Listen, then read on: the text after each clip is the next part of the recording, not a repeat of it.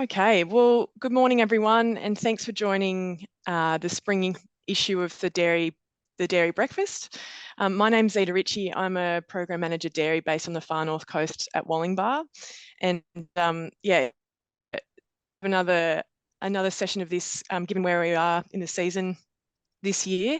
So we've got some great speakers this morning. We're joined by our seasonal climate team in the climate branch in DPI. So we've got Kim Broadfoot and Kel Langford. And then we've also got Tim Ford, who joined us this time last year from Feed Central, who's going to give us a bit of an outlook of the grain and fodder supply, particularly where we are in the season now. It's really great timing to have some more information about that. And I will just at the end, briefly for a few minutes, give a bit of an update of some of the dairy industry events and services that are available at the moment. So before we kick off, I'd just like to acknowledge the traditional owners of the lands on which we're all meeting today across the state and the country as well. And I'd like to pay my respects to elders past, present and emerging. So thank you very much for joining, and I'll hand over to Kel and Kim just to kick off. We'll have about 20 minutes for each presentation. And if I can get you to hold off for questions at the end, that'd be great. But feel free to write questions in the chat as we go and we'll get to them at the end. But thanks very much, Kim and Kel. Thanks, Zita, and hi, everyone. So Kel and I will be doing a bit of a tag team today. So we're with the New South Wales Department of Primary Industries, the Seasonal Conditions Monitoring Program. So our main responsibilities are really about looking into all the information that is out there about seasonal conditions, using information from the Bureau of Meteorology, bringing it all together and informing government, but also our agricultural stakeholders and farmers about what the seasonal conditions are currently doing. So for an overview of our talk today, I'm going to talk a little bit about what we do. We'll give an update on the seasonal conditions at the moment and the outlook going forward, and also a little bit of a session on just how you put all this information together. All right, so the Seasonal Conditions Monitoring Program in New South Wales. Excuse me. So the DPI is responsible for regularly reporting on seasonal conditions and drought. So our program really aims at providing that information to farmers and the community with the practical tools that they need to prepare for, monitor and manage that variability in seasonal conditions and also drought. So we have a couple of main 4 publicly facing products for you to use. So the first one, and it's our main product that we do encourage everyone to subscribe to, is our state seasonal update. So it's a monthly update which reports on seasonal conditions for New South Wales. The second product that we have is the Combined Drought Indicator, or a lot of people know them as, or see them as the drought maps on our website. And it's really one of the many tools that we've got to use to help you prepare for and manage those changing conditions. All of our information is publicly available, and we have a portal, the Seasonal Conditions Information Portal, where you can get a lot of our data, all of our maps, fact sheets, different bits and pieces in there as well. And the 4th product that we've got is the Farm Tracker application. So the Farm Tracker app is something that you can use to keep track of conditions on your farm over time. And so we're going to go into a little bit more about these products. So the first one that we have is the State Seasonal Update. So it's actually a legislative requirement for DPI to report on seasonal conditions. And it has been legislated since the National Drought Agreement in 2013. So the State Seasonal Update we release monthly via an email notification, which then takes you to the website, which has all the most current updates, plus then all the previous editions as well. We cover topics like the current conditions, what temperatures has been doing over the last month, rainfall, assessments of farm water storage, frosts, all sorts of things in that update. We provide information from the Bureau of Meteorology's climate outlook, and also explain what some of the main climate drivers are currently doing as well. So things like ENSO or El Nino, La Nina, what the Southern Oscillation Index is doing. So we talk a little bit about that as well.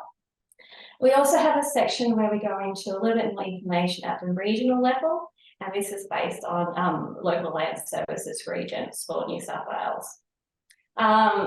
And I guess important to note, if you go on it today, it's going to look a little bit different in the coming months. So we're undergoing a bit of an upgrade to the update at the moment. Hopefully that should be released towards the end of the year, the new look. So it might change a little bit if you subscribe now.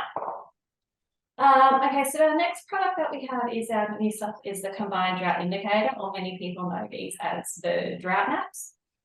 So the Combined Drought Indicator was launched back in March 2018, and it was really designed as an operational drought monitoring tool to improve the awareness, monitoring and forecasting of seasonal conditions for New South Wales. The Combined Drought Indicator uses some underlying indicators of rainfall, plant growth and soil water to track not only rainfall deficits, but the effectiveness of that rainfall. So has that rain been effective in growing pasture that's enough to, feed our livestock? Key points about the map, it's a snapshot in time. It changes regularly. So if you're at a particular point in time when you're making management decisions, it's good just to have a bit of an idea and check it regularly. All of our publicly facing products are aggregated to a parish level. So we have the data to zoom down to a 1 kilometre grid, but we aggregate to a parish level, and that's what's shown publicly. It's a 12-month aggregation window. So what we are doing is we're comparing conditions over the last 12 months to all previous 12 months. So what it doesn't do is pick up some of the short-term flash droughts, and particularly what we have been seeing this year. So it takes a little bit longer to transition from the short-term deficits that we're seeing to picking up onto the drought map. And I guess importantly, this information is not used for determining any eligibility that the New South Wales government offers as well. So it's just one of the many tools that are used. Okay, so another product that we have, thanks, Cal. And what the CDI looks like on the website. So on the left is the website version of the map. What you can do with the website is that you can actually zoom down into regions. So when you first enter, you've got all of New South Wales. You can click on that LLS region, which will take you to an LGA. And then in the LGA, it's all the parishes. So the zoomed in version on the right is a particular parish. So this one is South Casino, back on a date that's probably a couple of months ago. And it just shows you not only what the Combined Drought Indicator is saying, which is drought in this time, but it's also showing you the underlying indicators that we monitor. So we've got plant growth, rainfall and soil water. For example, you can see the rainfall index that we use is quite low at 2.6%. So we have a range of 0 to 100.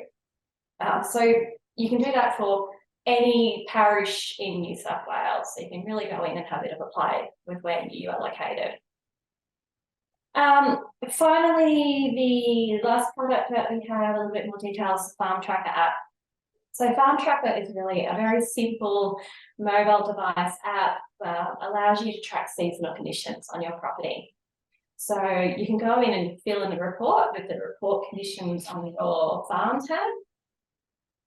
What happens there is that you can take a photo, and that photo is geotagged, and then you can describe with completely optional text boxes and drop-down menus. You can describe what's happening in that photo. So it might be a picture of a pasture paddock, so you can talk about how much pasture you've got in that photo, what your livestock condition is looking like, maybe what your farm dam is doing as well. So what happens is, over time, if you go back to the same spot, you're really building up your own database of not only a visual of what the conditions are like at a particular time, but also a bit of information that supports that photo. The information that you submit in Farm Tracker, it also is provided. We can access, so DPI can access that information, but it's really about giving us the opportunity for you to be our eyes and ears on the ground. It's just Kel and I trying to cover the whole state. So it's really good when the report's submitted, because Kel and I can go in and have a bit of a look and actually see what is actually happening on the ground. And it really gives us that opportunity to have a lot more coverage and know what's happening. All of your data that you submit, all your photos and that, it's not publicly accessible, only you can access it. There's a website that you can go to download all your information, and anything that we use as DPI is all aggregated, nothing, no personal information. You can't identify your reports individually. So that's our main product set, and I think I'll hand over now to Kel, who's just going to give a bit of an update on current seasonal conditions. Thanks, Kim. Yeah, I'll talk about the seasonal conditions as we currently see them. So I'll just kick straight off, I think. So this is an overview that you would kind of see that we put in our state season update. So currently, some dot points.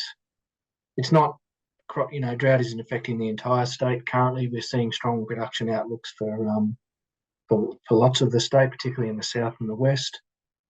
But we are seeing those strong drought conditions continue in the northeast, and particularly along the coast. So we're seeing those conditions expand. We're expecting that to continue in the short term as we go along. We're encouraging landholders to continue to proactively monitor their local conditions and seek advice from LLS in particular, and any other support agencies if they need help. So that's something that we put into our update each month is a bit of a snapshot and just a current position on what's happening in the state.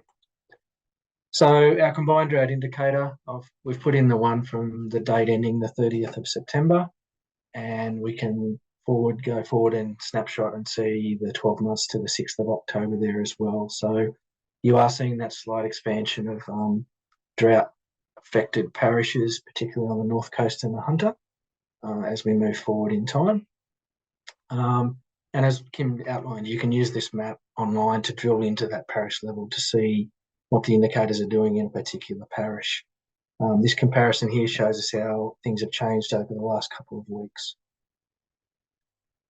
Total rainfall, we can produce maps for any sort of date range here. So we've done the month ending September on the left, and just the first 6 days or so in October. Our data goes into our system every day, but it takes about 4 days for it to process. So we're usually a few days behind in the ranges that we can produce, but you can definitely see that rain event that came through the southern part of the state and extended up into sort of that Young Cowra region in early October. So there were some reasonable falls during that time. We produce a rainfall anomaly map as part of our update. These can only be produced monthly, so that's the one there for September. If you're using the update, you can go back and look at those anomaly from month to month and just see what's happening. But in summary, we're basically seeing a long-term rainfall deficit for New South Wales.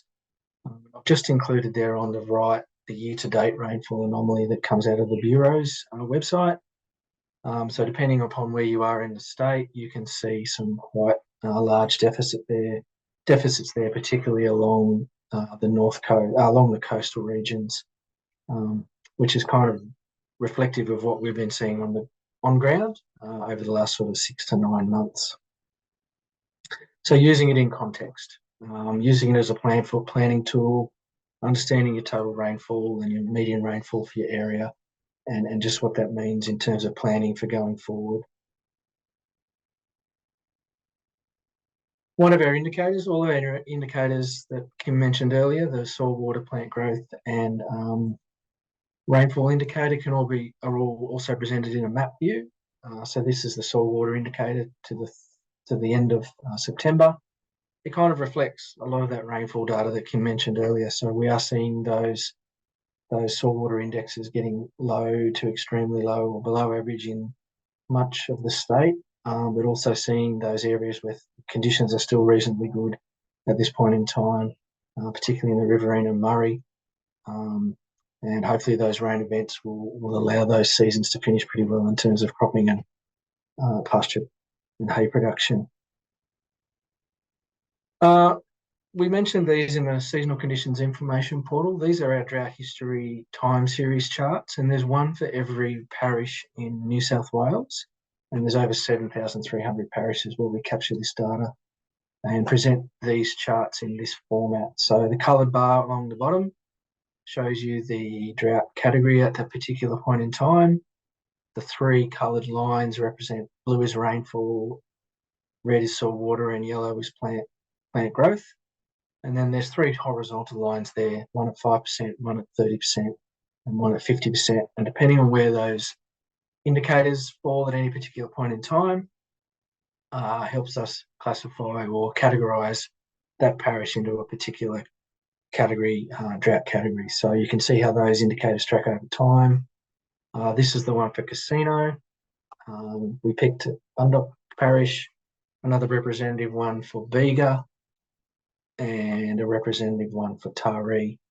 For all of them, though, you are seeing that sharp decline in the indicator values from around about sort of early 2023. So my point is, I guess, that using the time series chart in conjunction with a quick snapshot look at CDI, or the Combined Drought Indicator, the time series chart itself, I think, gives you that far more powerful back information in terms of how those indicators are tracking, and allows you to include this as part of a suite of tools that you would use to help you plan and look forward. So I guess what we're saying is, if you think back in time, looked at this parish here, for example, when would you have made certain decisions at certain times, and how would that relate or cross-reference to a drought history time series chart like this one?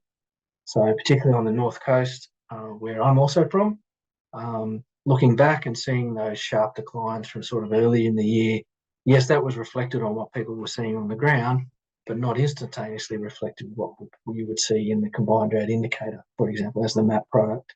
So using the two things in conjunction is really, really important. That kind of wraps up the seasonal outlook, Kim. So I'll go to outlooks.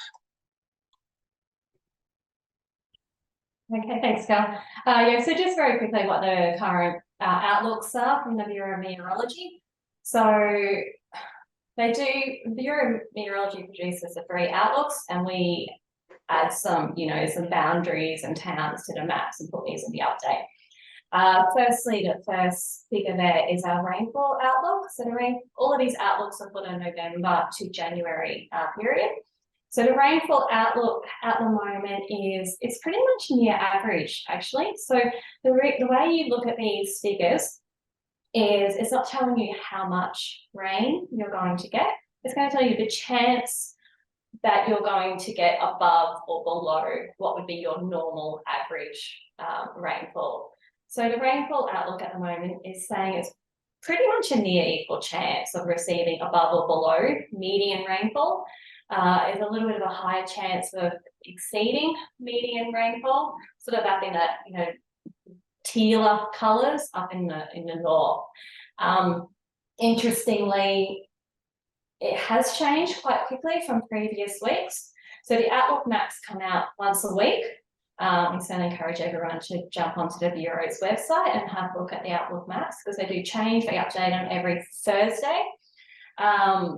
But yeah, so that's a bit of a different outlook to what has been previously been released in the last couple of months. So essentially that's some slight relief.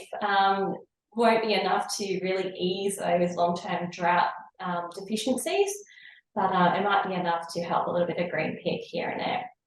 The other 2 maps is the middle one is a maximum temperature, and the far left is a minimum temperature.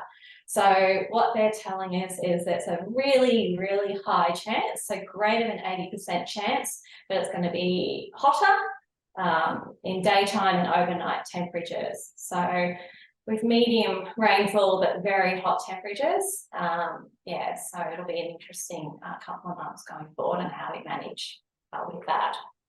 The other product that we provide is a bit of an update, which we use from the Bureau Vet, is just what the climate drivers are doing.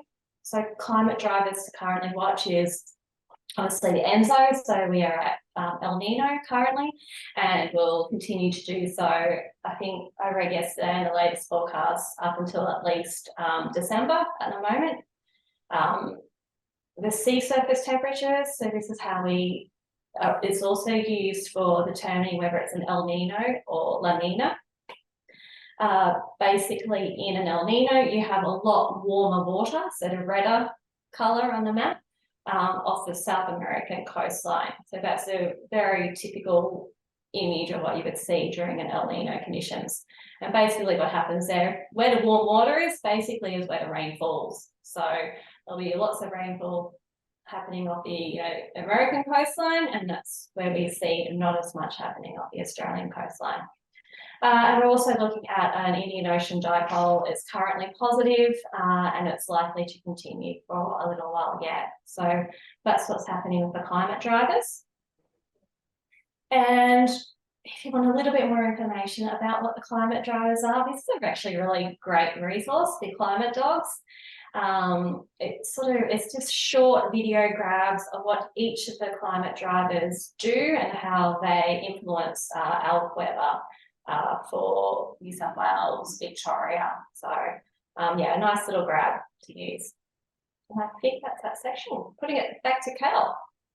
Thanks, Kim. So I'm going to try and tie all of that together and give you a bit of a conceptual or practical view of how it could all be used. So I guess my first point is trying to use a suite of tools to help you make better decisions, and they're better decisions from an advisory point of view or purely from a producer landholder point of view. So understanding forecasts and their accuracy and limitations. For example, your dry periods, the duration, severity and frequency of those, and a little bit of an understanding of climate drivers and climate variability and how that might affect you regionally. So not going into the deep science of it, but just getting that feel that if I'm looking at outlooks and climate drivers and they're saying it's in this particular point in time and this is what they are like, what I could expect going forward. So the idea is to try and reduce uncertainty and frustration and improve that planning and decision-making process.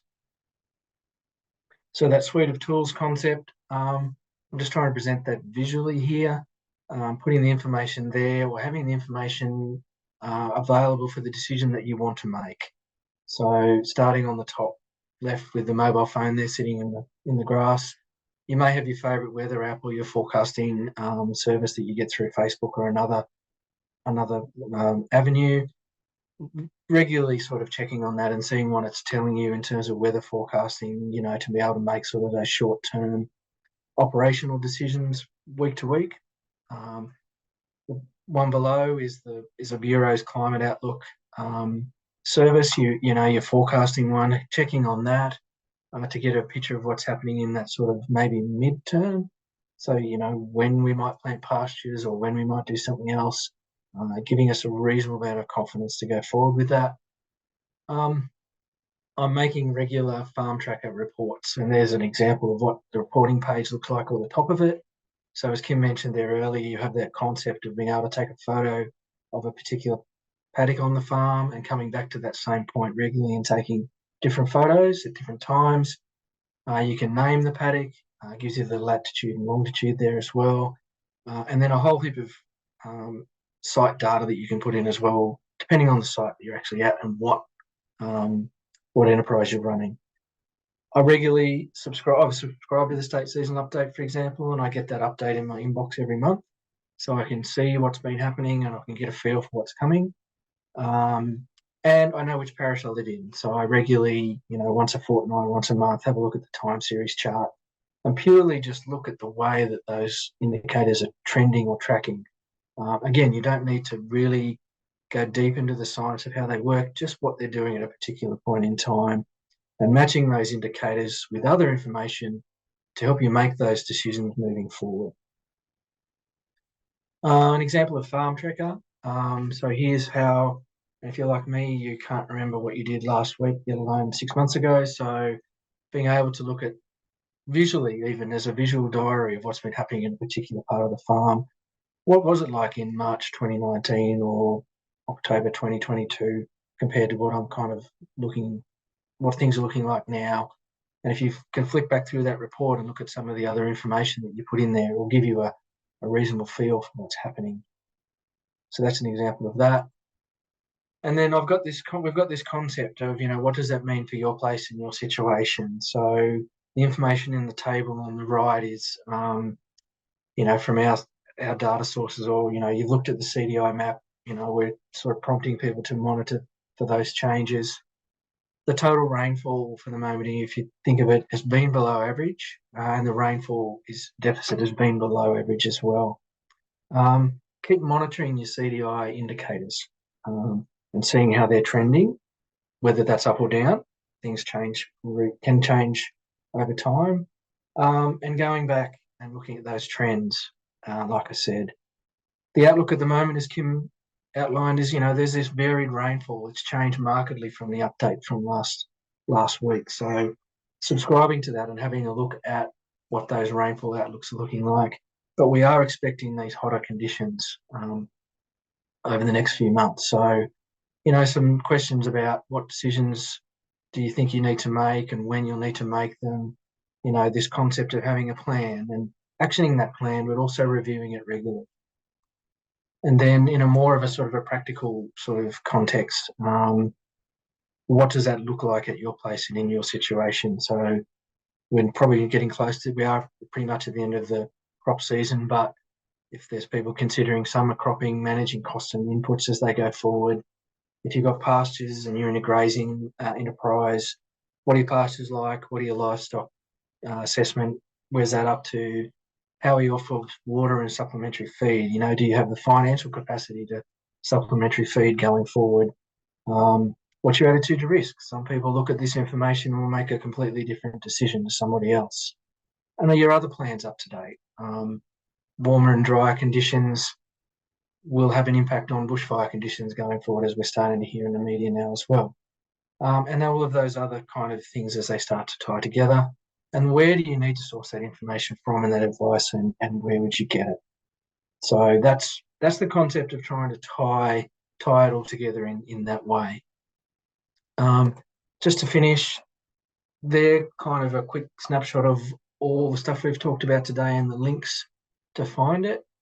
So that'll be there for you later on to go back and have a look. You can simply Google search each of them, or there's an actual website address there for you to go to. So Zita, I think that's pretty much it for us. Yeah, thanks very much, Kel and Kim. That was great. That was great tag teaming there too. But look, just conscious of the time, we've got a couple of minutes for questions. Did anyone have any questions they'd like to kick off with? I'll open it up to the floor first. If anyone wants to take themselves off mute, they can. Well, while we're waiting for that, Kel, I might get you to stop sharing your screen, and Tim, if you could share yours. But I don't know if you mentioned the links there. That was great. I was wondering maybe even in the chat if if Kim or Kel, you have time to put the time. I really was interested to see the time series chart. That was great. I think that, like you said, it was quite a powerful tool. And for those that aren't signed up for the seasonal update, I don't know if you've got an email or a link that we could put in the chat there, that might be helpful to give everyone. Absolutely, that's fine. So I just remember too, there was mention of drought declarations. Do you want me to cover that just quite quickly? Yeah, that'd be great. Yep. So just so everyone's knowledge, so basically with drought declarations, so the New South Wales government stopped making declarations back in 2013.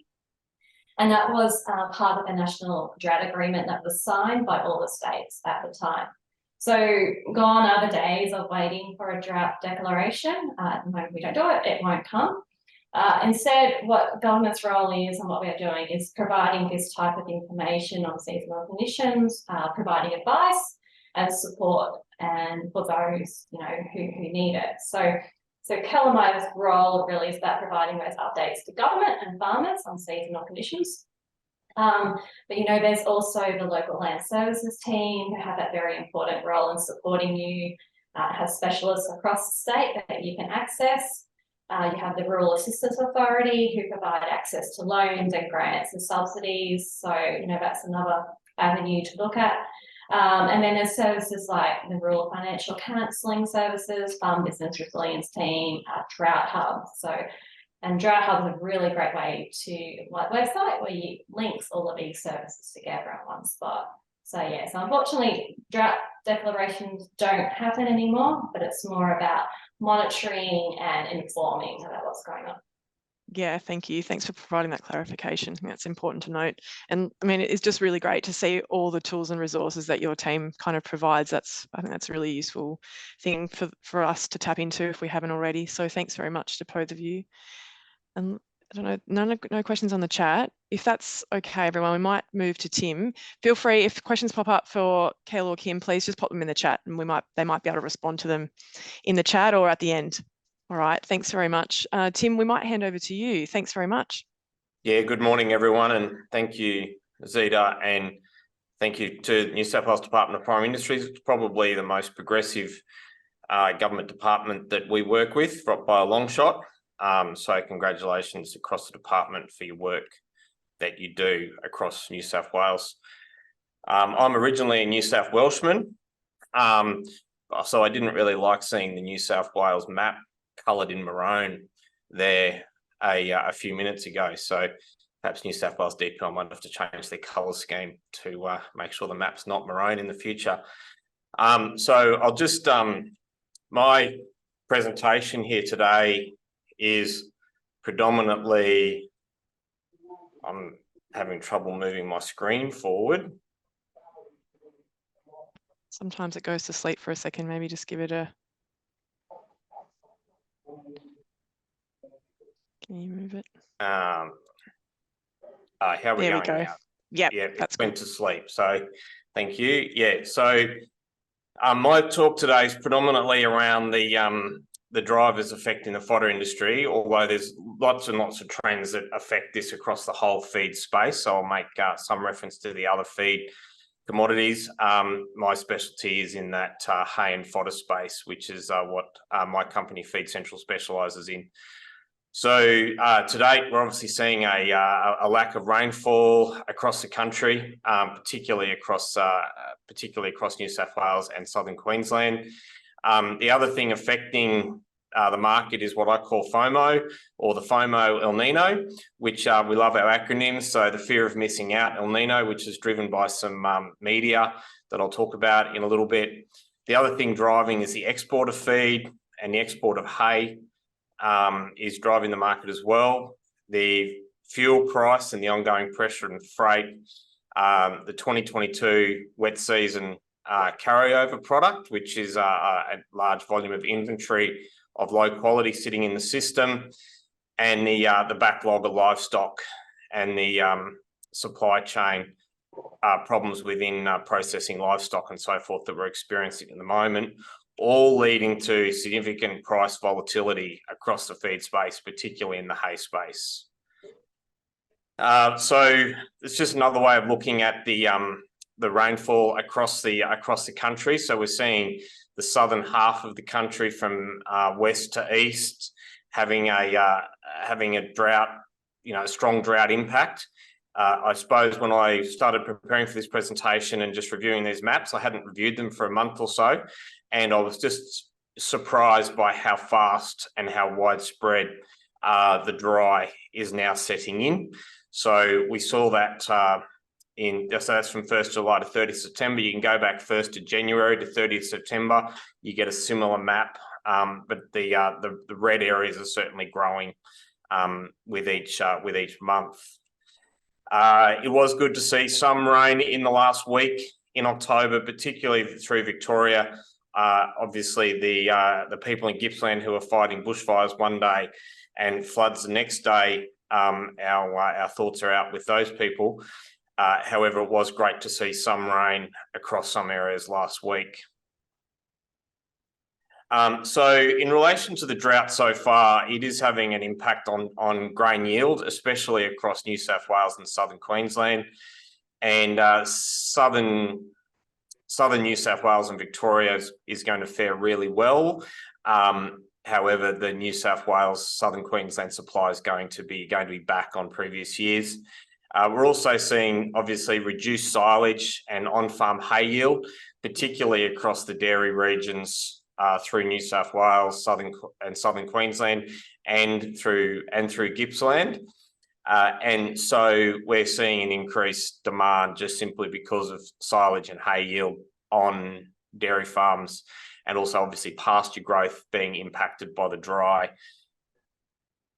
So we're seeing increased demand for all commodities. Example, hay, hulls, cottonseed, pellets. We're seeing crazy prices for products such as cottonseed, pellets being in short supply or shorter supply, and almond hulls being almost unobtainable. So we're seeing, and that's all having an impact at the farm level and ability to purchase product in at viable prices. Last week's rain event also did do some damage to hay crops, and some product was stacked outside. So just beware buying product off farm. If it was made before the rain, there may be some damage to top bales. If it was stacked or if it was left unstacked in the paddock, there could be some rain damage on the bales. There'll also be some damage to product that was in the windrow. Not significant, nothing like last year. And on the upside of that rain event, it will increase grain yields. Talking to our suppliers through the Mallee and southern New South Wales, it was a very significant rain in terms of grain yields for those regions that received it.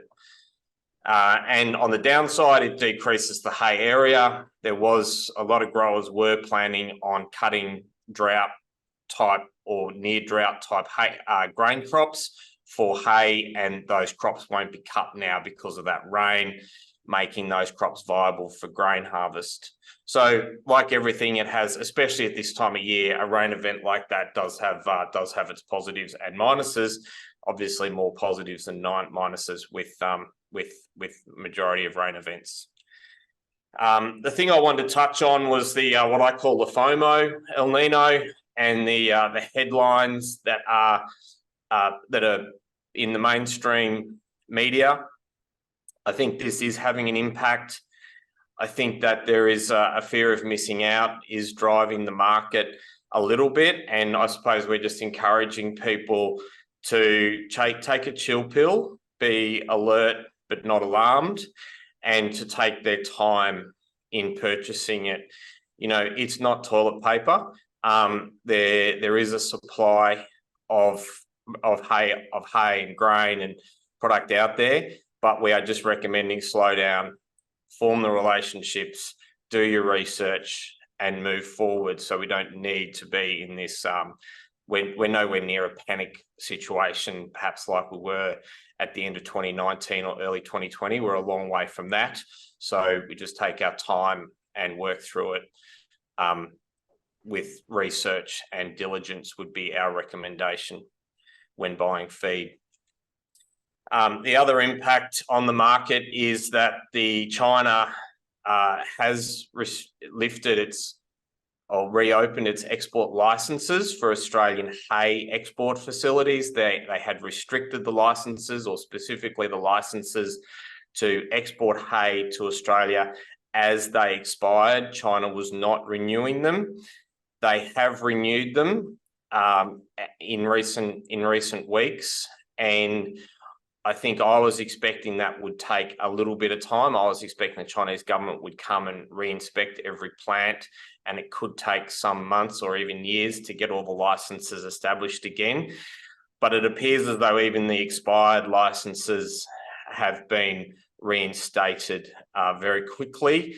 Talking to some exporters in the last week, they have had a record sales month for September, and a record as in all-time record sales months for September. and the low Aussie dollar is driving sales across all markets, not just China. The Japanese market, China market, Korea, Taiwan market has been particularly strong for cottonseed as well as hay and other commodities. So it helped by the low Aussie dollar and the opening up of the China market. The other impact on the market at the moment is the sustained rise in the freight costs and the ongoing pressure on freight in general. So the fuel price is one factor, and it's almost a little bit surprising when you look a little bit deeper. The low Aussie dollar is driving a higher fuel price, and that is particularly impacted on diesel. There's also a driver shortage and really significant wages being paid to drivers, which is having an impact on per kilometre rates. Also seeing just a competition for freight, particularly last year where the rail network was taken out by flooding and a lot of that product was put on the road. And bad roads. We're seeing a lot of transport companies putting up their prices for increased wear and tear on their vehicles, and as a contributing factor. What we're seeing as response to that is companies like Feed Central are increasingly aware of bale weights. The heavier the bale, the more tons on the truck, which decreases the per ton freight cost, and that's a significant factor. And we're seeing growers being increasingly aware of bale weights, and we encourage all buyers to look at the delivered prices. And particularly when buying hay, the ex-farm price is one factor. The actual delivered price is another factor, and the delivered price is more often than not determined by the weight on the truck and the kilometres that you're travelling. Often the weight on the truck is more important than the distance being travelled. The other thing on a plus is that there is slow and progressive improvement on road train and B-double access into farms, both supply farm and end user farms, and that does have a significant impact. So when talking to your MPs and when in a policy environment, just keep pushing for that improved road train and B-double access. It's slow, but it's progressive. We're seeing significant changes over the long term, and it is helping with the movement of commodities. And we're seeing, because of the pressure on price on freight, we are seeing a rise in ex-farm prices. So particularly through regional New South Wales, where in the past that product might have been more viable to bring up from South Australia or Victoria, because of the increased freight costs, the actual ex-farm price is increasing.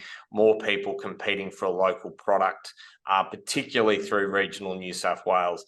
And we're seeing prices, canola hay, chickpea hay, wheat, barley hay. We're seeing really, really strong prices through New South Wales for those commodities, probably record prices, and it's driven by freight and the other factors that we've been talking about. The floods of 2022 do still have a bearing in the market, which seems ironic when we're talking about drought and dry weather.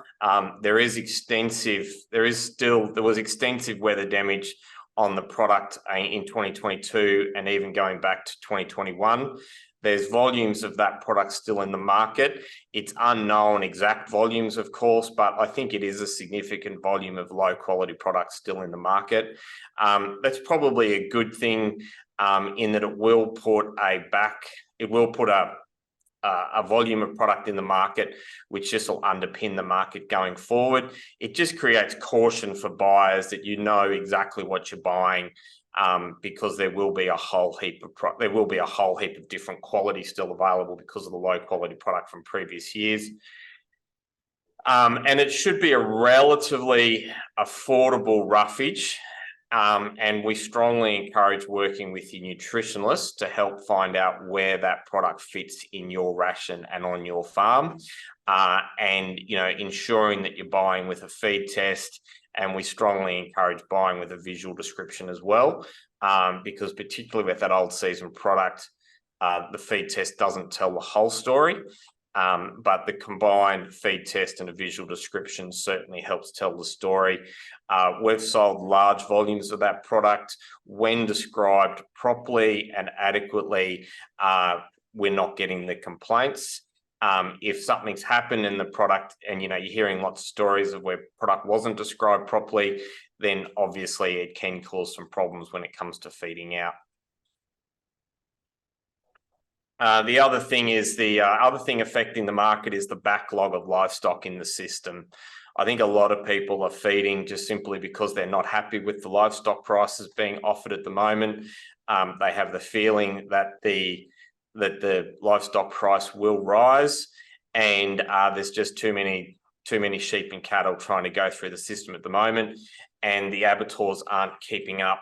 We won't get into the politics of me commenting on the abattoirs, other than by reading media, it appears as though a lot of those abattoirs are looking at increasing capacity over the next few months, and particularly in the new year. So we may see some ability for the abattoirs to be able to handle the volume of product coming through. Obviously, with a low Aussie dollar, there shouldn't be too many things. We should be able to sell the meat overseas.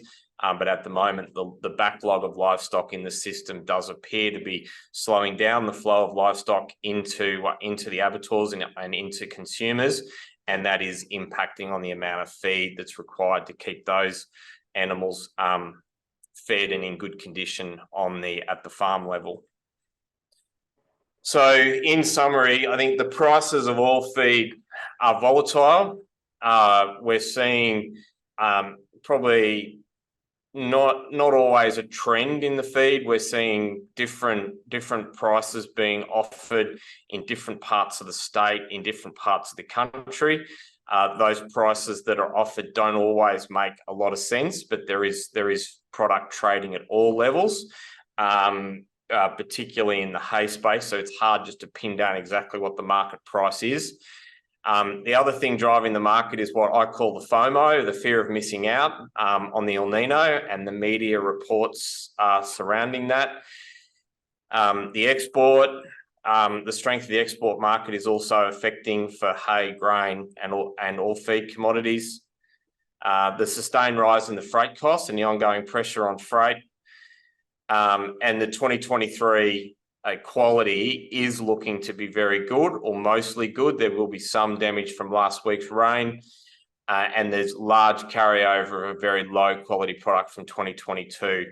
And the backlog of livestock in the system is having an impact on feed demand right now, all resulting in that significant price volatility across hay and the majority of feed commodities. And all product is selling quite fast at the moment. So recommendations for those, particularly those buying feed, is don't panic. We don't think it's necessary to be getting caught up in the fear of missing out. It's not toilet paper. We can slow down a little bit and take our time and make the right decision. There will be some summer production, especially lucerne, and focus on quality. There will be, as we said, there'll be some low quality product in the market, and there'll be some very good quality in the market. And so think about what works for you, work with your nutritionist to help make those purchasing decisions. We're recommending to rekindle relationships or to form those relationships with selected suppliers. We think that's very important. There's a lot of volatility in the market, but those long-term relationships with suppliers are working. In our example, we've got buyers through the dairy regions of New South Wales and through the country really that we've been working with for a very, very long period of time, and they certainly get preference and advice and one-on-one service. And so just encourage everyone to think about those relationships and whether it be direct with a farmer or with a trader, an agent, think through who your relationships are with and whether they're helping your business and how they can help with the business. Also, having a relationship with a supplier is not always going to be a win. You know, you'd be thinking that it has to be a win most of the time. And it's like all relationships, there'll be some ups and some downs. So if you're chasing price every single time, it's going to be difficult to have that long-term relationship.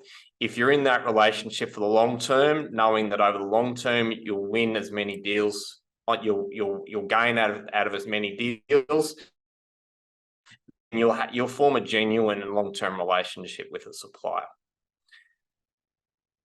And talk to the suppliers and make sure they know what you want. So, you know, they're in there in the market batting for you because they know what you want. It's just an important part of that relationship. And review the third-party risks of your relationship. There's a lot of suppliers out there.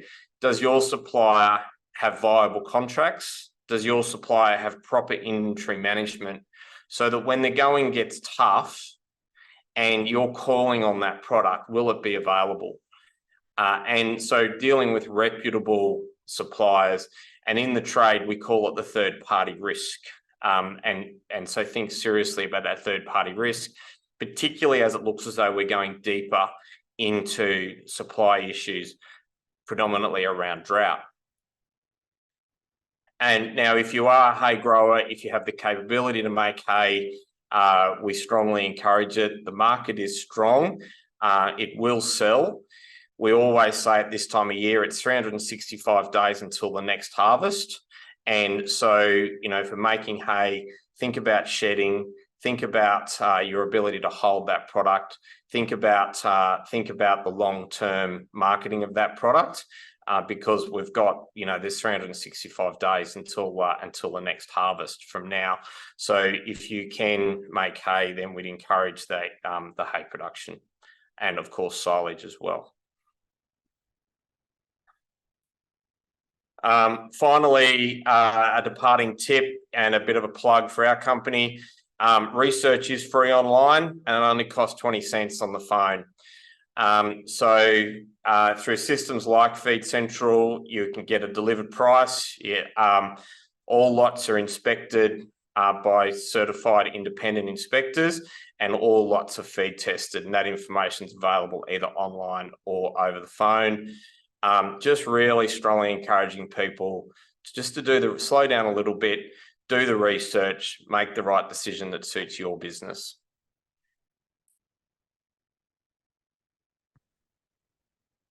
So I'm happy to have any questions from people that are listening, Zita.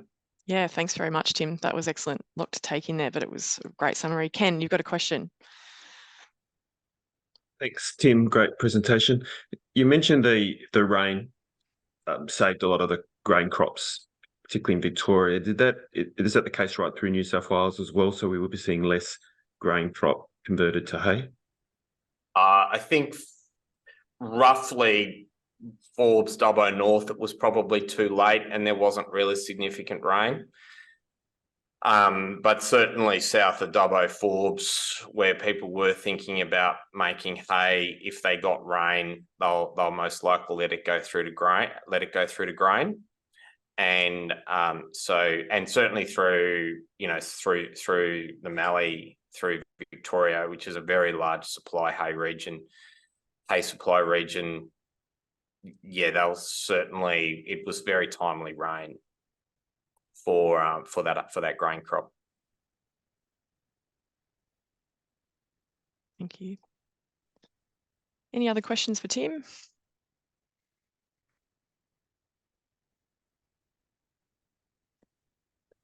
As we discussed before, Tim, maybe it's just for those on the call, just a consideration. It sounds like most of the fodder is being sourced from southern parts of the country, but if farmers considering, sourcing from Queensland, that there is kind of red fire ant restrictions in certain areas, that, just to look up the kind of regulations and rules about importing that from Queensland to New South Wales. That's just a thing to be mindful of. But yeah, anything else there?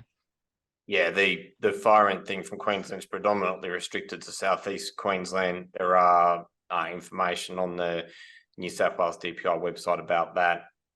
The growers in that area are highly aware of it. They're putting in concrete floors in their hay sheds, and they are leaving the product on the ground for minimal periods of time, and they're monitoring the fire ants very seriously.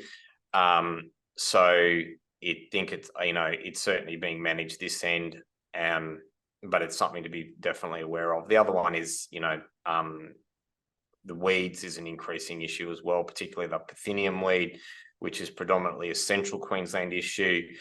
I don't believe that we're anywhere near the supply shortages of what we were in the last big drought. So there shouldn't be any need to be bringing product from central Queensland into New South Wales. Yeah, great. Thanks for those insights. Well, that's fantastic. Really appreciate it, Tim. That was a great presentation. And look, that's kind of, if there's no other questions for Tim, I might just wrap up with a few final slides. If I could just get you to stop sharing your screen there, Tim. And I'll just quickly share mine. Share. If I can get it to work. Okay, great. Well, thank you to everyone for joining today and to our speakers. But just before we wrap up, I just thought I'd let you know about some of the upcoming events and services that we've got in New South Wales at the moment. So if you haven't heard, we've got Dairy Research Symposium coming up in a month's time. So if you haven't already grabbed your tickets, please get on to the Dairy Research Foundation website and do that. So that's on the 7th and 8th of November. And just to make mention that we've got a special event, that we've got a service provider breakfast for dairy industry service providers on the Wednesday morning, which is being run by my colleague Jess Bell. So look, that's a free breakfast. And at that breakfast in the Wednesday morning, there'll be a presentation by Nicole Reichelt from Melbourne University, who will be talking about some of the research that's been going on across the state about gaps in dairy service provision, and having a bit of discussion about some of the findings that's come up to try and improve the excellence in the dairy service provision for New South Wales. So jump online. If you've already registered for the symposium, you'll just have to go in and add that as a ticket on for the breakfast, but that's in the link there. Jess might be able to put it in the chat as well. And then also we've got the Dairy Business Support Services Program, which is open for a second time. So that's available until June next year. Please get in touch with Jane Bauer at Dairy New South Wales to find out more about that. But that's offering, one-to-one or group support services for around business planning and related activities. So that can be either face-to-face or virtual, and can offer up to 6 hours of direct support for farm businesses in New South Wales, and that's accessible to any dairy business in New South Wales. So that's funded by DPI and the Farm Business Resilience Program. So please find out more about that, or tell your dairy clients about this. And then finally, look, there's a lot of tools. I guess DPI Climate Branch highlighted a lot of the seasonal and climate tools available, which is fantastic.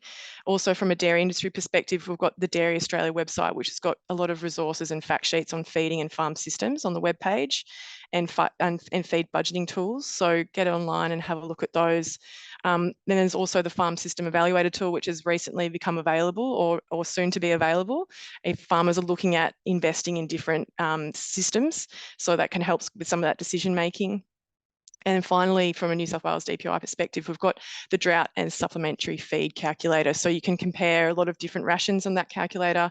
It's got up to 71 feeds on that database where you can compare the nutritional values, and you can also input some of your own feed values into that as well to compare. So look, there's a lot of different tools and support available. That's just listing a few of them that we've got coming up, and that's might be most relevant at this time of the year. But again, like we mention every time, if you've got further information or any questions or queries that you want to reach out to our team, please do. We've got the podcast that Sheena puts together every month that'll be coming out, which I think will have a bit of Tim's presentation in there as well, which will be great. But yeah, keep up to date with what's coming up on our Facebook page and also in our DPI newsletter as well. But I think that brings us to the end of the session today. And again, thanks very much to the speakers. Really valuable information, particularly at this time of the year. It's been fantastic to have you. Thanks to the three of you for joining, and look forward to seeing you all for our next dairy breakfast, which I think will be in December, and we'll hopefully be presenting some of the Dairy Farm Monitor results once they come out. So thanks very much, and I hope everyone has a great day. Okay, thanks. Thank you, everyone. Bye. Bye.